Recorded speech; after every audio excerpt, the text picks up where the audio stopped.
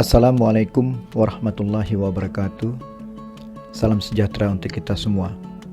Selamat datang, selamat berjumpa kembali dalam mata kuliah Kelembagaan, Organisasi dan Kepemimpinan KPM 331 dengan pokok bahasan yang ke-9 bertajuk Teori-teori Kepemimpinan. Dalam pokok bahasan yang ke-9 tentang teori-teori kepemimpinan, terdapat 4 sub pokok bahasan yang akan saya jelaskan dan nanti akan kita bahas bersama. Sub pokok bahasan pertama adalah teori yang berbasiskan pada pembawaan dari lahir. Sub pokok bahasan yang kedua adalah teori yang berbasiskan pada bentukan lingkungan. Sub pokok bahasan yang ketiga adalah teori yang menggabungkan atau mengkombinasikan antara pembawaan dari lahir atau bakat dan bentukan lingkungan. Dan sub pokok bahasan yang terakhir atau sub pokok bahasan yang keempat adalah lain-lain aliran pemikiran yang menerangkan fenomena kepemimpinan.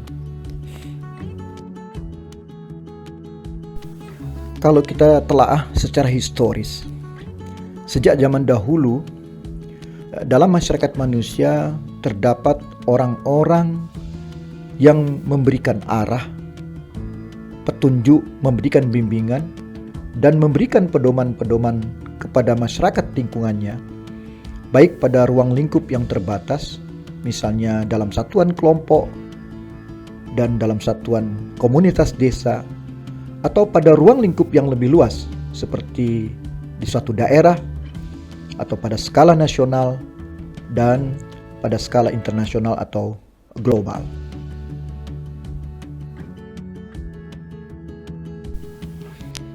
Begitu pentingnya peranan orang-orang yang memberikan arah tersebut atau kepemimpinan dalam kehidupan kolektif, antara lain dapat dilihat pada adanya ajaran-ajaran kepemimpinan seperti ajaran Machiavelli dan Astabrata. Machiavelli mengemukakan seorang perdana menteri haruslah memiliki sifat bijak dalam memimpin sebuah negara. Demikian pula ajaran Astabrata berisi sifat-sifat positif sebagai pedoman bagi setiap pemimpin. Sifat-sifat ini antara lain Surya Brata, artinya menggerakkan bawahan dengan mengajak mereka untuk bekerja atau dengan persuasi. Bayu Brata menunjukkan keteguhan pendirian dan rasa tidak segan-segan untuk turut merasakan kesukaran-kesukaran pengikut-pengikutnya. Kemudian ada Dana Brata yang menunjukkan pada suatu sikap yang patut dihormati. Ada pula Paca Brata yang menunjukkan kelebihan di dalam ilmu pengetahuan, kepandaian, dan keterampilan. Dan Agni Brata, yaitu sifat yang memberikan semangat kepada anak buah. Oleh karenanya, tidaklah mengherankan banyak usaha dilakukan untuk merumuskan fenomena kepemimpinan ke tingkat abstraksi yang tinggi yang dikenal dengan teori-teori kepemimpinan.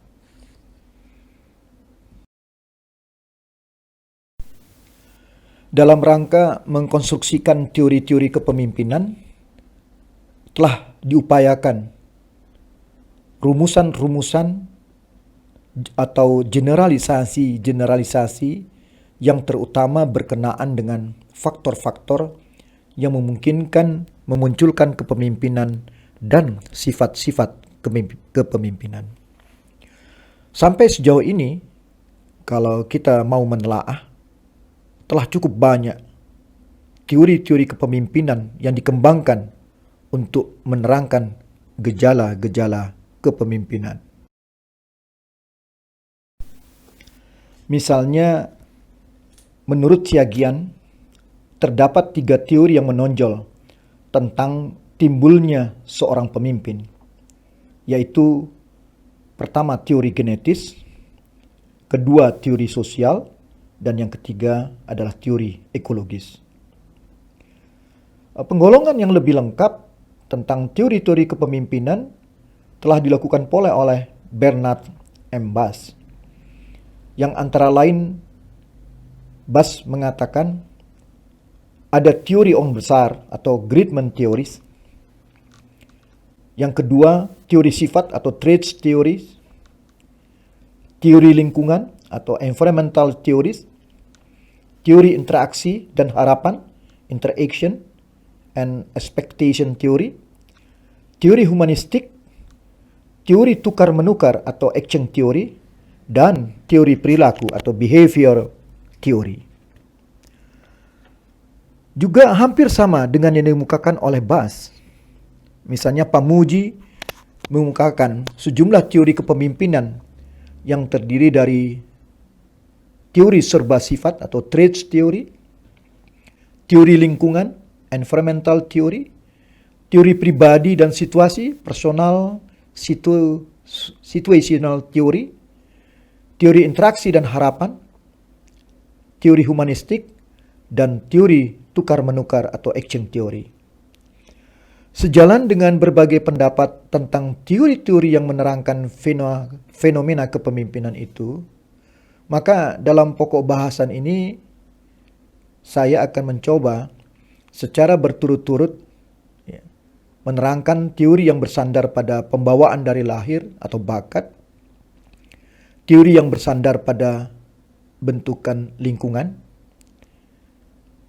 kemudian teori yang menggabungkan atau mengkombinasikan antara bakat pembawaan dari lahir dengan lingkungan, dan yang terakhir adalah lain-lain aliran pemikiran yang menerangkan kepemimpinan seperti yang sudah saya jelaskan dalam pembuka tadi. Ada 4 sub pokok bahasan dalam pokok bahasan kali ini. Sekarang kita masuk pada sub pokok bahasan yang pertama, yaitu tentang teori yang berbasiskan pada pembawaan dari lahir atau bakat.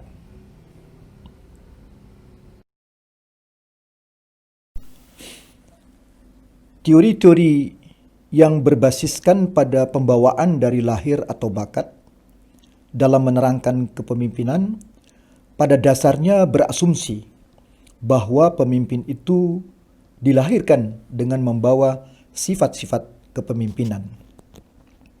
Bagaimanapun situasinya, seseorang yang berpembawaan sifat-sifat kepemimpinan akan muncul menjadi pemimpin yang berhasil.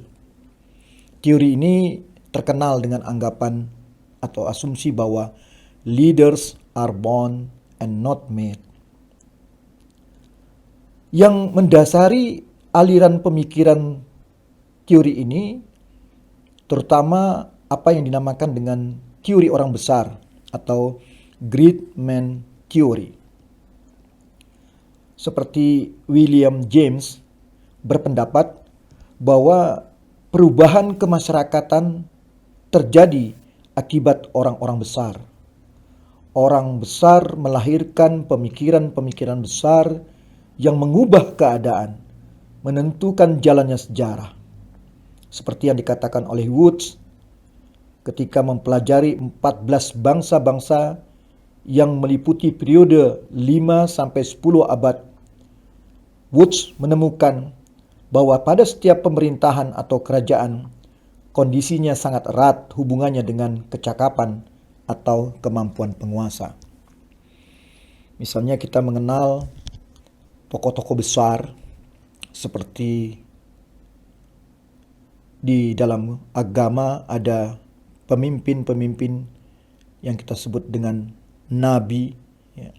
Kemudian dalam sejarah internasional juga kita melihat pemimpin-pemimpin besar seperti Hitler, Mussolini, ada Mao Zedong, dan kita juga melihat di bangsa kita ada Soekarno. Kemudian Teori yang bersandar pada pembawaan dikenal dengan teori serba sifat atau traits theory, teori genetik ataupun teori bakat. Oleh karena dianggap pemimpin itu dilahirkan dan tidak dibentuk, dan bakat-bakat atau sifat-sifat pemimpin itu dibawa dari lahir, maka berarti bakat-bakat atau sifat-sifat atau perangai tersebut merupakan hasil pewarisan dan tidak dapat dilatihkan atau not transferable. Kemudian teori genetik atau teori bakat itu lahir dan dimulai dengan mempelajari sifat-sifat orang besar, termasuk juga dengan orang yang dianggap jenius. Dengan istilah lain, untuk teori genetik adalah teori biologis. Sejalan dengan teori ini, tampak ada pula yang berpendapat bahwa kepemimpinan adalah takdir Tuhan. Dalam hal ini bersifat deterministis.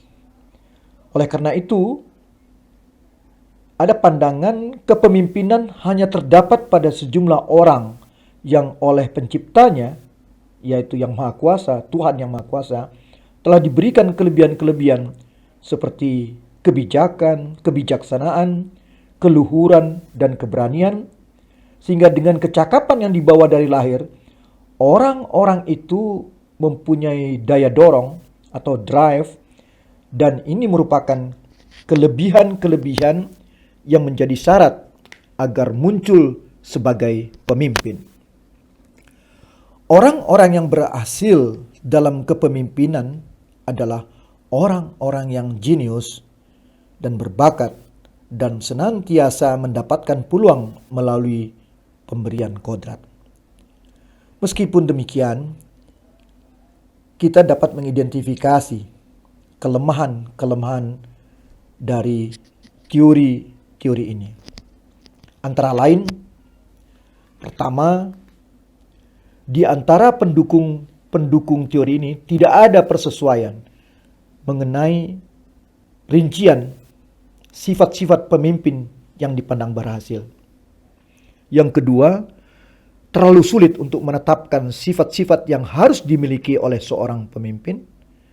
Dan yang terakhir, pengalaman dalam sejarah membuktikan bahwa situasi dan kondisi tertentu menentukan sifat-sifat pemimpin dan persyaratan tertentu pula. Apabila teori yang berbasiskan pada pembawaan sejak lahir atau bakat kita pandang sebagai tesis, maka antitesisnya adalah teori yang berbasiskan pada bentukan lingkungan, seperti yang akan saya jelaskan di dalam sub pokok bahasan yang kedua ini.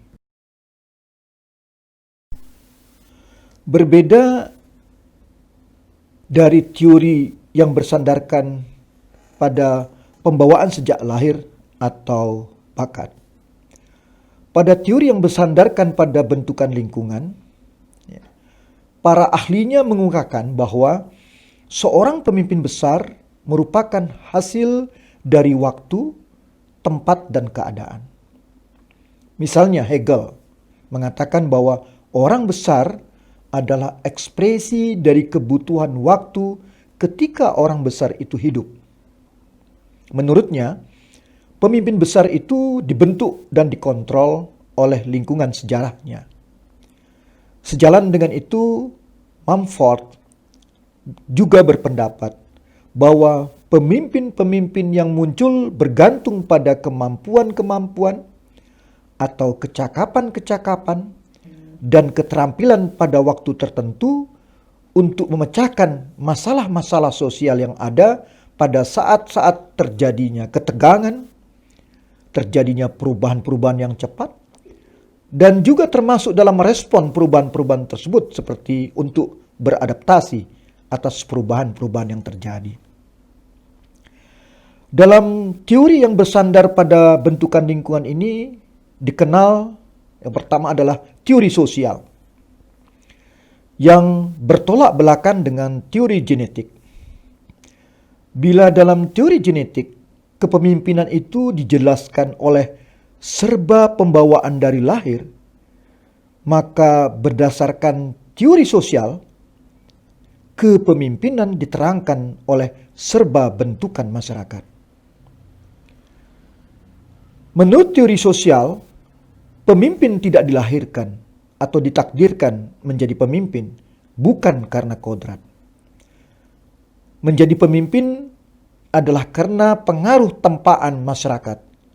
Jadi sesuai dengan aliran pemikiran ini, yang menjadi persoalan adalah apakah lingkungan memberikan kesempatan atau tidak memberikan kesempatan bagi seseorang untuk menjadi pemimpin. Seseorang yang hidup dalam lingkungan yang terasing dari kelompok atau warga masyarakat lain serta tidak memperoleh pelatihan atau pendidikan tidak akan menjadi pemimpin. Dengan tegas, teori sosial menyatakan bahwa leaders are made and not born. Oleh karena itu, dalam hal ini umpamanya setiap orang dapat menjadi pemimpin apabila kepadanya diberikan pendidikan dan pengalaman yang cukup. Kepemimpinan dapat dilatihkan, yang berarti dapat ditransferkan. Sesuai dengan aliran pemikiran ini, maka faktor situasi penting dalam melahirkan para pemimpin. Setiap waktu, tempat, dan keadaan menuntut kualitas kepemimpinan tertentu. Sangat mungkin suatu tantangan dan peristiwa penting dalam kehidupan dan perkembangan suatu masyarakat melahirkan pemimpin dengan kualitas tertentu. Dengan demikian, teori ini menyatakan bahwa pemimpin dan kepemimpinan itu dikonstruksikan oleh lingkungannya.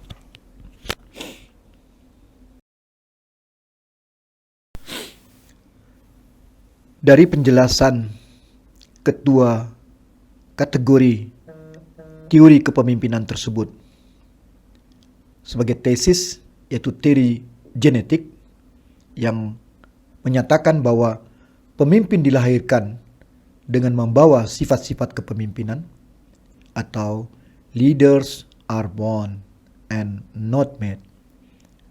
Dan antitesisnya adalah teori lingkungan yang menyatakan pemimpin besar merupakan hasil dari waktu, tempat, dan keadaan, atau leaders are made, not born. Dari kedua teori atau kedua kategori teori ini, genetik dan lingkungan, dapat kita ikhtisarkan beberapa proposisi dari teori genetik dan teori lingkungan.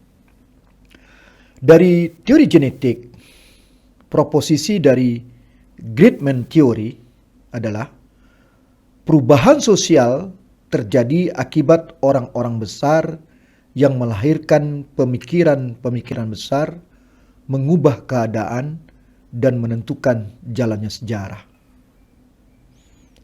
Proposisi yang kedua adalah dari Traits Theory. Pemimpin dilahirkan dan tidak dibentuk. Bakat dan sifat-sifat pemimpin dibawa dari lahir dan merupakan pewarisan dan tidak dapat dilatihkan atau not transferable. Pada teori lingkungan dapat kita identifikasi dua proposisi.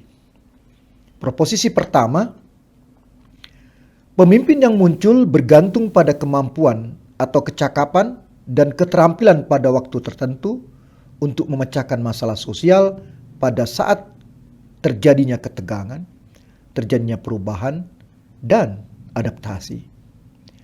Proposisi yang kedua, pemimpin bukan karena kodrat.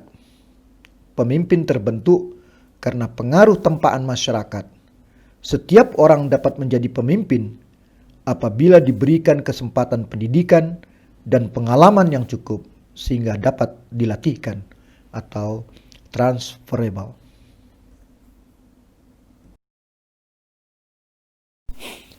Sekarang masuklah kita pada subpokok bahasan yang ketiga, yaitu tentang teori yang menggabungkan antara bakat atau pembawaan dari lahir dengan lingkungan. Apabila teori yang bersandarkan pada bakat atau pembawaan dari lahir saya sebutkan sebagai tesisnya, maka teori yang berdasarkan pada lingkungan adalah antitesisnya. Kali ini kombinasi kedua teori tersebut, yakni teori yang menggabungkan antara bakat atau pembawaan dari lahir dengan lingkungannya, dapat kita sebut sebagai sintesis.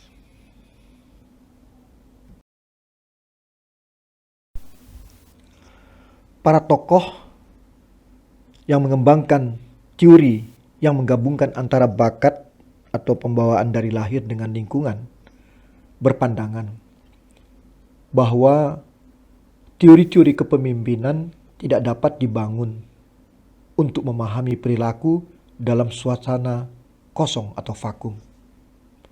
Oleh karenanya, teori-teori kepemimpinan harus mengandung unsur-unsur tentang orang-orang dan juga unsur-unsur tentang situasi. Setiap teori kepemimpinan harus memperhitungkan interaksi antara situasi dan individu.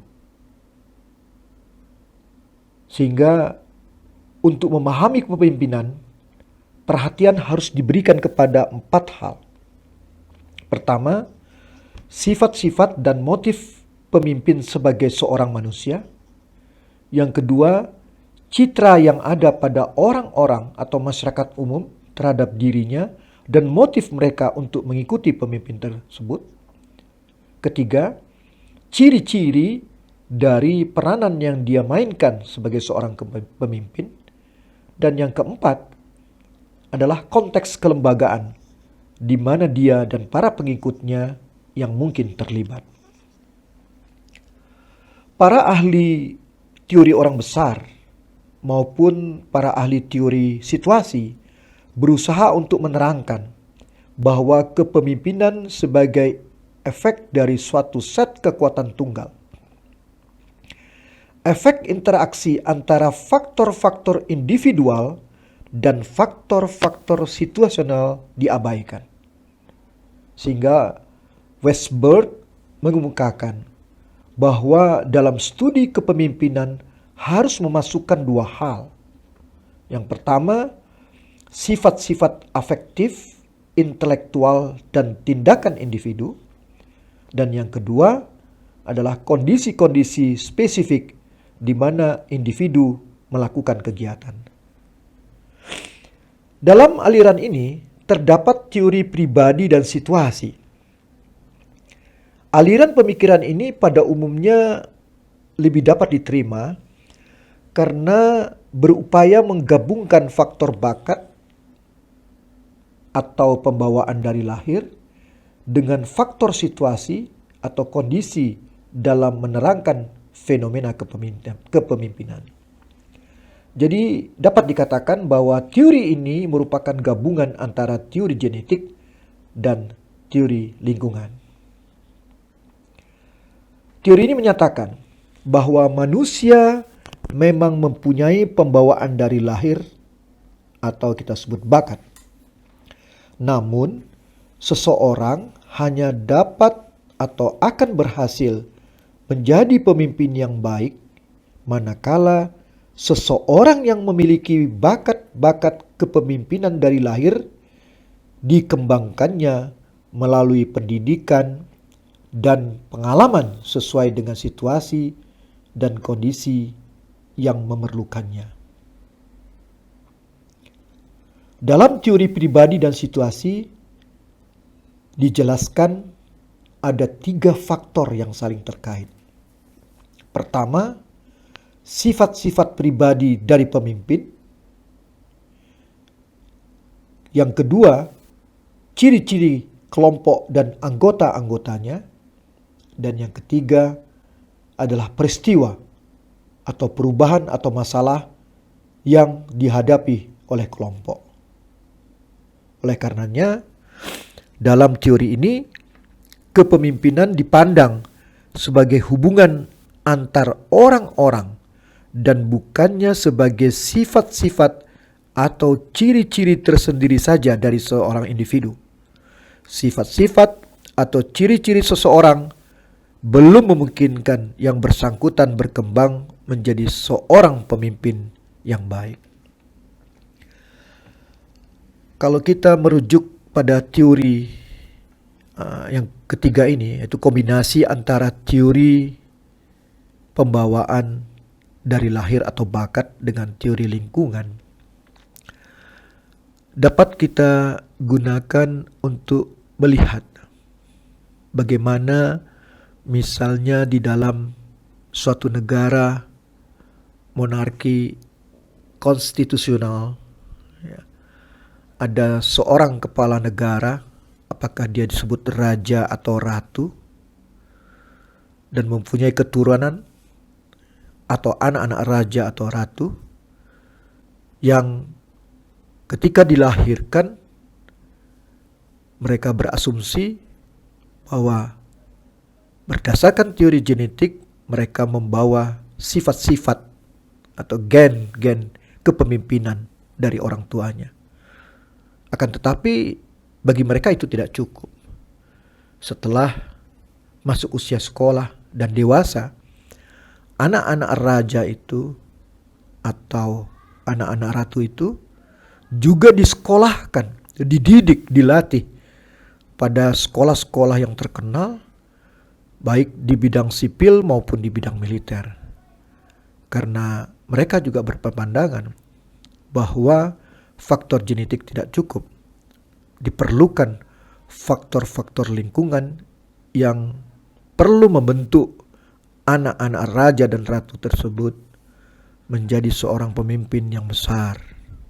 Itu ya kalau kita lihat di dalam contoh negara monarki konstitusional, ya, seperti Inggris atau British, bagaimana pangeran-pangerannya juga disekolahkan, baik di sekolah perguruan tinggi terkenal maupun di sekolah militer, bahkan juga ikut dalam latihan-latihan militer dan ikut perang. Sebagai contoh, seorang pangeran dari Inggris juga ikut dalam perang di Afghanistan, meskipun kita tahu selama berperang mungkin dikawal dengan cukup ketat.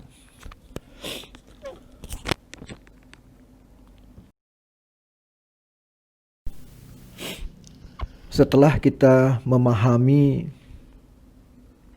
teori yang berdasarkan pada bawaan dari lahir atau bakat sebagai satu tesis, dan antitesisnya adalah teori lingkungan.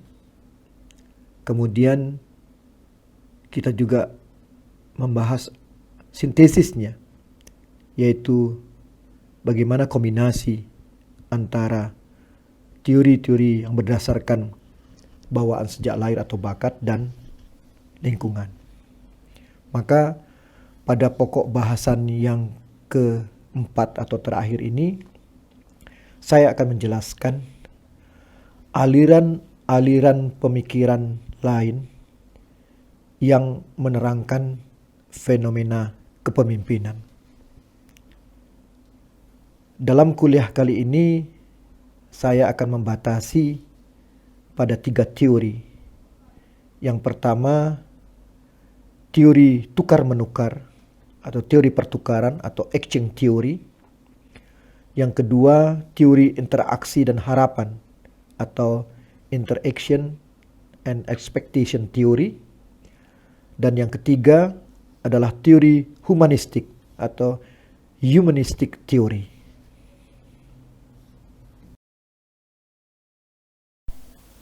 Yang pertama adalah teori pertukaran atau exchange theory. Dalam teori ini ditekankan adanya give and take atau saling memberi dan menerima. Maksudnya, terjadi hal saling memberi dan menerima antara pemimpin dan yang dipimpin, atau antara pemimpin dan pengikutnya. Dalam interaksi yang berlangsung terus-menerus akan terjadi pengorbanan-pengorbanan anggota kelompok dengan harapan mereka menerima imbalan. Pengorbanan-pengorbanan yang diberikan oleh mereka yang dipimpin dengan harapan menerima imbalan dari pemimpin, hal ini juga berlaku sebaliknya. Sehingga tukar-menukar berlangsung saling menguntungkan, atau simbiose mutualisme. Misalnya anggota kelompok mau melakukan sesuatu dengan harapan mau mendapatkan petunjuk-petunjuk dari pemimpinnya. Merujuk pada pendapat beliau mengungkapkan bahwa kebanyakan orang yang terangkat pada suatu posisi yang berstatus tinggi akan menguntungkan dengan imbalan yang diperoleh. Sementara juga akan menguntungkan para anggota dengan pemimpin yang berstatus tinggi itu. Dalam konteks ini, kelompok memberikan pemuasan status dan penghargaan kepada para pemimpin yang dipertukarkan dengan kombinasi kontribusi-kontribusi yang unik dari para pemimpin untuk pencapaian tujuan. Hubungan kewenangan dalam organisasi mendefinisikan harapan-harapan, peranan yang memampukan anggota kelompok untuk menjalankan tugas-tugas mereka dan berinteraksi tanpa penggunaan kekuasaan. Sehingga kepemimpinan mengimplikasikan hubungan-hubungan pertukaran yang seimbang antara pemimpin dan para pengikut. Yang kedua adalah teori interaksi dan harapan, interaction and expectation theory. Dalam teori ini ada dua hal yang penting, yaitu pertama, pemimpin menggerakkan pengikut dengan harapan dia akan berhasil.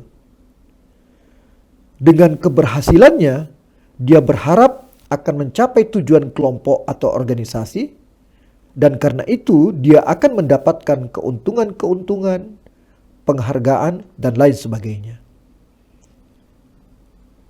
Hal kedua adalah bahwa harapan-harapan yang sama dengan yang ada pada pemimpin juga ada pada pengikut, sehingga mereka mengikuti pemimpin. Atau dengan kata lain kita sebut terjadi sinergitas antara pemimpin dan pengikut.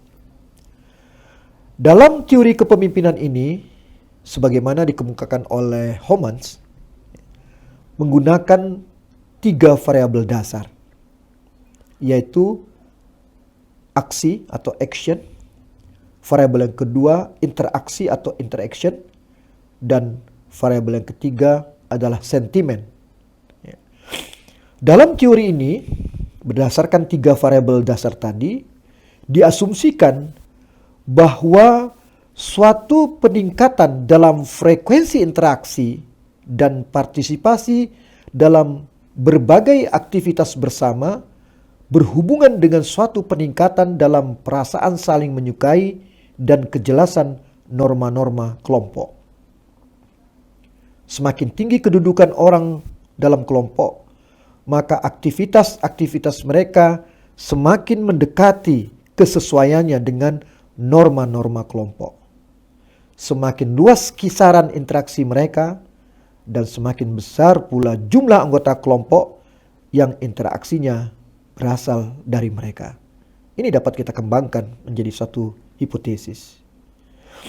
Teori interaksi dan harapan ini mempunyai kemiripan, kesamaan dengan teori-teori seperti expectancy reinforcement theory atau dengan contingency theory of leadership, dengan motivation theory of leadership, dan path and goal theory of leadership.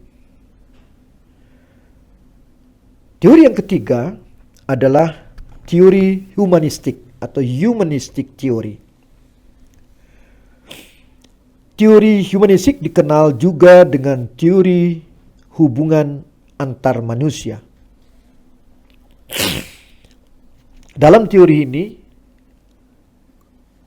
terutama dengan kepemimpinan organisasi, McGregor menteorikan ada dua macam manusia, yaitu teori X dan teori Y. Gregor menjelaskan dalam teori X menganggap manusia itu pasif dan kurang bertanggung jawab terhadap kebutuhan organisasi. Sehingga tugas pemimpin adalah memotivasikan anggota organisasi untuk mencapai tujuan organisasi. Sedangkan dalam teori Y, teori ini menganggap bahwa manusia sudah mempunyai motivasi dan bertanggung jawab. Dalam hal ini, tugas pemimpin adalah mengarahkan upaya-upaya untuk mengatur kondisi organisasi sedemikian rupa untuk memungkinkan pemenuhan kebutuhan-kebutuhan mereka. Sementara juga pencapaian tujuan-tujuan organisasi. Organisasi perlu memberikan kebebasan kepada anggotanya untuk dapat memenuhi kebutuhan-kebutuhannya. Dengan demikian, manusia mempunyai motif tertentu untuk berbuat sesuatu yang didasarkan atas perhitungan, keinginan, dan pamrih. Dengan demikian, para pemimpin perlu memotivasi orang-orang yang dipimpin agar mau menjadi pengikut dengan cara memenuhi harapan-harapan dan memuaskan kebutuhan-kebutuhan mereka, antara lain kebutuhan fisiologis, keamanan, sosial, dan prestis.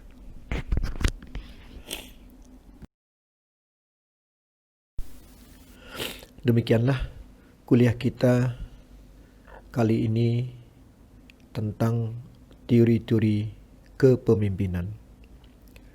Sebagai catatan dari berbagai teori kepemimpinan yang kita pelajari kali ini, kita dapat mengidentifikasi dan menggunakan satu atau beberapa teori tersebut di dalam studi-studi kepemimpinan. Pada dasarnya, dalam teori kepemimpinan terdapat konsep-konsep, hubungan antar konsep atau proposisi yang dapat kita turunkan menjadi hipotesis yang di dalamnya menggambarkan hubungan antar variabel yang kita fokuskan pada kepemimpinan. Dengan cara seperti itu, kita dapat melakukan studi-studi di komunitas desa sebagai contoh bagaimana peranan pemimpin dan kepemimpinan komunitas desa dalam menanggulangi wabah COVID-19. Apabila Anda ingin memperdalam teori-teori yang telah kita pelajari bersama, maka berikut ini saya paparkan sumber-sumber pustaka yang dapat digunakan sebagai rujukan di dalam mempelajari teori-teori kepemimpinan. Terima kasih atas perhatiannya di dalam memahami teori-teori kepemimpinan. Semoga apa yang kita pelajari bermanfaat untuk mengembangkan ilmu pengetahuan. Salam sejahtera untuk kita semua. Assalamualaikum warahmatullahi wabarakatuh.